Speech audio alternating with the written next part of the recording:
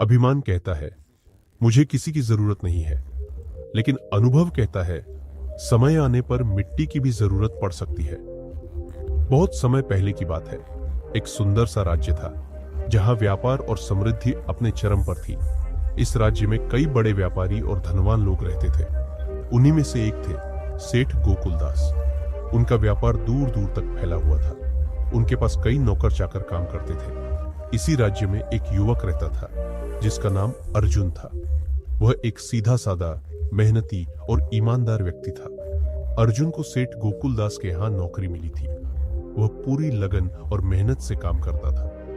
एक दिन अचानक उसे काम से निकाल दिया गया। उसका अपराध केवल इतना था कि उसने सेठ के गलत आदेशों को मानने से इनकार कर दिया था। नौकरी से निकाले जाने के बाद अर्जुन बहुत उदास था। वह गांव की सड़क पर चल पड़ा। मन में असंख्य सवाल उमड़ रहे थे। रास्ते में उसने देखा कि एक वृद्ध बाबा कंधे पर 3 झोले लेकर चले जा रहे थे। बाबा बहुत थके हुए लग रहे थे। तभी उन्होंने ऊंची आवाज में पुकारा, इस गांव में कोई मजदूर मिलेगा? अर्जुन ने आवाज सुनी और पीछे मुड़कर देखा। बाबा की आंखों में एक रहस्यमयी चमक थी। अर्जुन उनके पास गया और पूछा, बाबा क्या हुआ? आपको क्या काम है? बाबा ने कहा, बेटा मेरे पास 3 झोले हैं। इनमें से एक सबसे भारी है।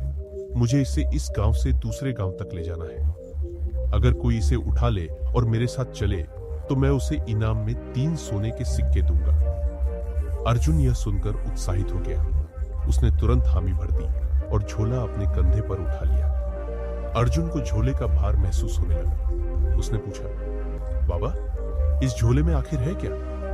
बाबा ने मुस्कुराकर जवाब दिया, बेटा इसमें तांबे के सिक्के हैं। वे एक नदी के पास पहुंचे।